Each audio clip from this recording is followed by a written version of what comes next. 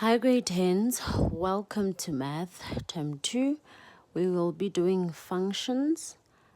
So these are the 4 functions that we will be doing this term. So under functions we have linear functions, quadratic functions, hyperbolic and exponential functions. So these videos will specifically be about functions, and we're going to have part 1s and 2s because I do not want to make long videos. So we'll be starting with linear function. Let's start here. So what is a linear function? Now what makes something a linear function is the power. Now take a look at these two. Remember when we were solving for x, you had something like this and you also had something like this. Now this was easy to solve because you'd say that for us to solve for x, we need to transpose the 2 to the other side. So you would do this and you'd get negative 2 is equal to x, and you'd say that x is solved. So this was a linear function.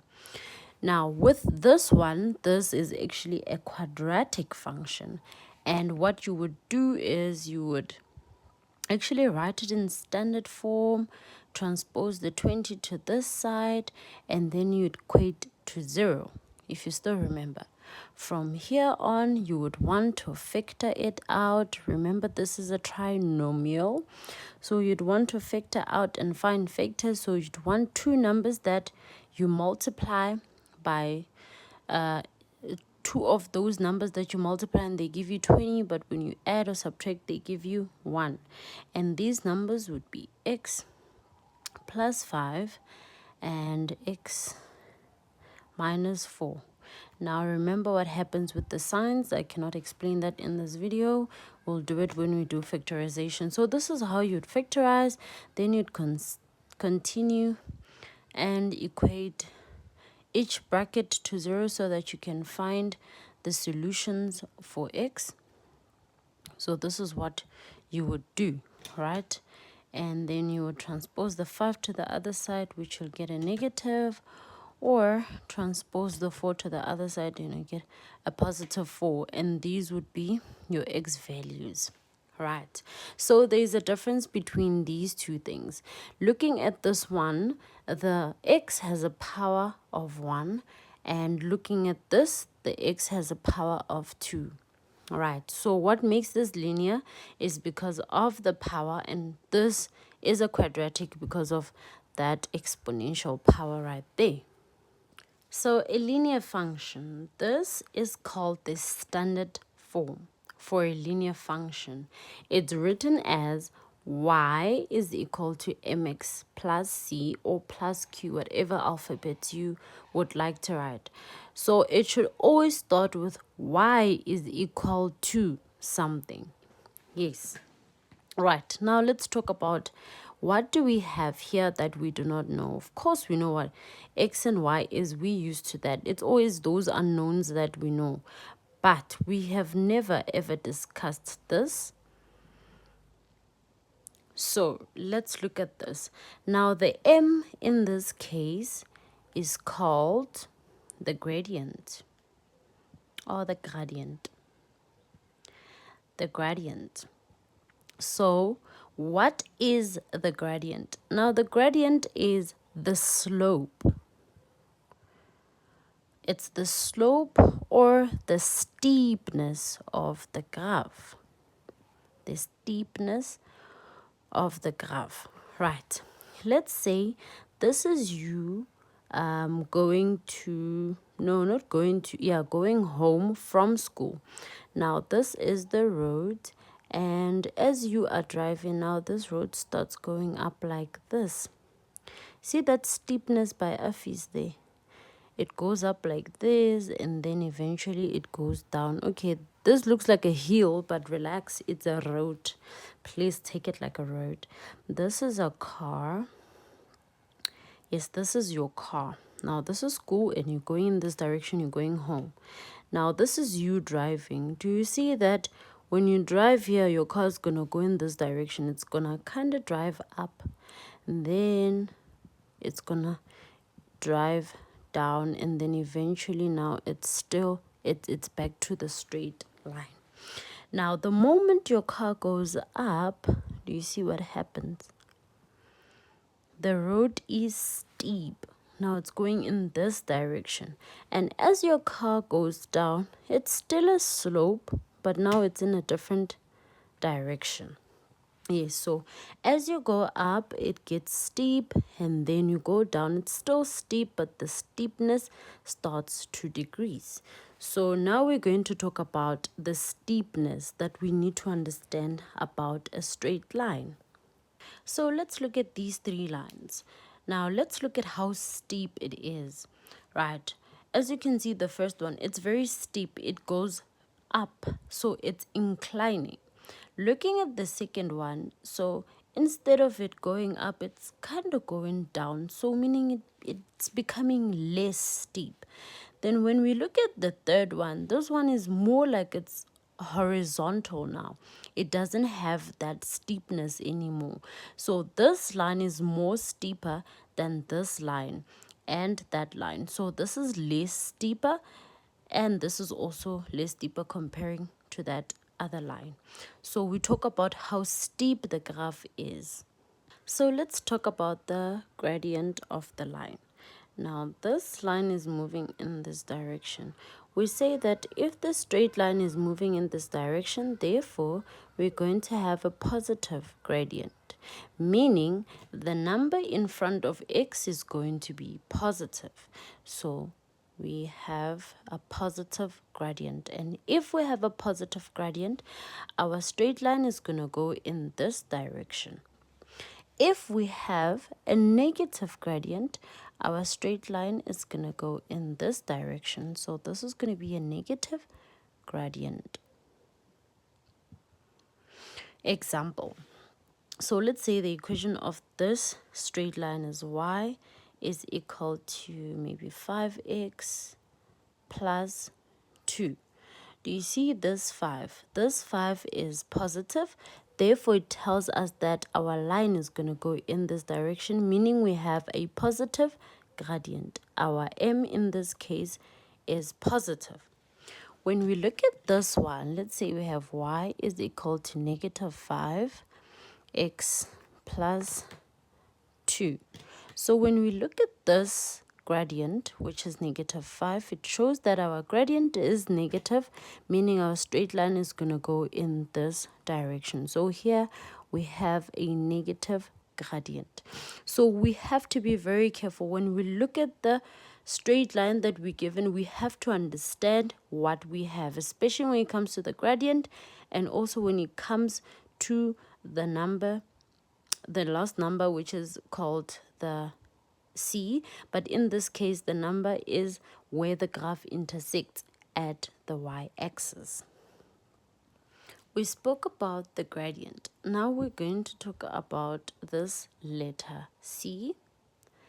This letter c is called the y-intercept. This is where the graph cuts at the y-intercept, and you will see when we start drawing. How do you write intercept? Batu.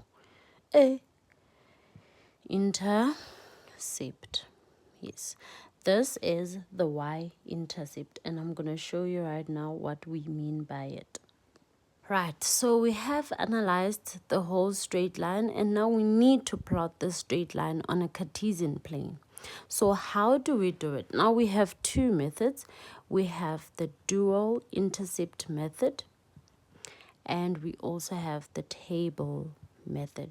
So the dual intercept method is used a lot, and I think it's important that we practice it than the table. The table, we'll only use it when we know that we're really struggling to get the intercepts. But for now, we'll be doing the dual intercept method. Then I'll also show you the table. How does it work? Now, we say that if we want the y-intercept, we need to let x equal to 0. That's what it states. So for us to know what the y-intercept, we have to let x equal to 0. Right. Moving to this equation, we cannot solve for x and y at the same time. So we have to solve one of them. If it was a simultaneous, it would be easy, but this is just one equation. So we cannot solve x and y at the same time, because in this case, we need to find one of the variables, right? So we say that for our y-intercept, we're going to let x equal to 0. And for our x-intercept, we're going to let y equal to 0. You see that? Right. Now, here is our equation, 2x plus 1. For if we want y, we need to make 0 equal to 0. So meaning in the place of x, we need to substitute 0, for example, like that. Now, when we substitute, we always have to put brackets, because if we're dealing with signs, we're going to get our things wrong if we do not substitute with brackets. Right, so we have y is equal to 2 times 0, which is 0, plus 1, which is equal to 1.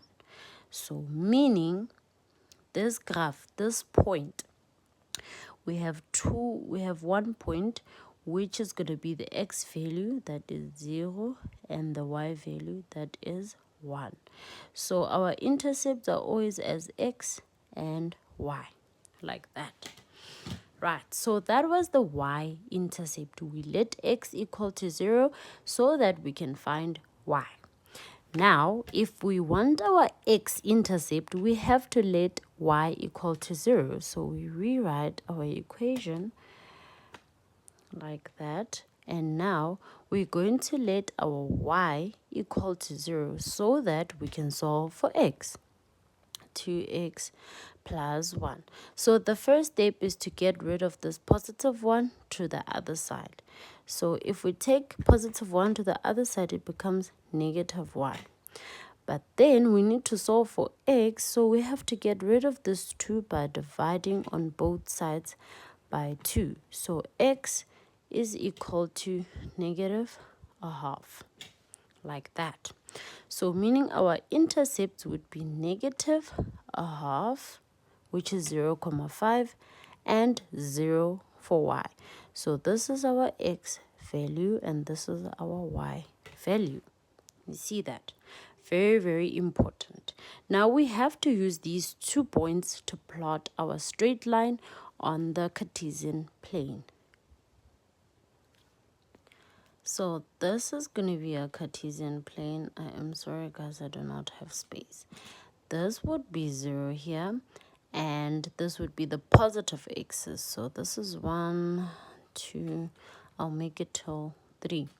This side will have negative 1, negative 2, and negative 3. Then for the y, I will make it till 2. So we have negative 1, negative 2, 1, and 2. The reason why I'm saying I will make these, I'm looking at my intercept. We have 0 is to 1, and we have a half is to 0. So meaning we're only going to play with some of these numbers. We're not going to use the numbers till 3. So hence I'm not drawing a very long graph, because I already know which points I'm going to use. Right, let's plot this one, the y-intercept. So at x, we must have 0, and at y, we must have 1. So we go to our x's. Now, when we get to our x-axis, we want 0. But on the y, it has to be positive 1. So we're going to move like this. For x, we have 0 here, and for y, we have 1 here. So this is our point where we have x as 0 and 1 as 1. Y as 1. Right, that's the first point. Now, the second point. We want negative a half. So negative a half would be between negative 1 and 0, maybe somewhere here. So that's our x value, but our y value is 0. So we are actually here, exactly on the line. So now we have to connect the dots. I'm going to connect it like that. I am very skew, apologies. Right, and this is our straight line. But now let's go back to the equation. Our gradient is positive, and we said if it's positive, the straight line is going to go in this direction. Then we said this plus 1 is where our graph cuts at the y. Right, look at the y value. When the y value is positive 1, this is where our straight line is cutting. So therefore, we label our straight line that this is going to be 2x plus 1. So to draw a straight line, you only need 2 points that you find using the dual intercept method. This is very important. With one of the question papers I saw where they asked find the y-intercept. So to find the y-intercept, you let x equal to 0. To find the x-intercept, you let y equal to 0. So we'll be doing this method a lot.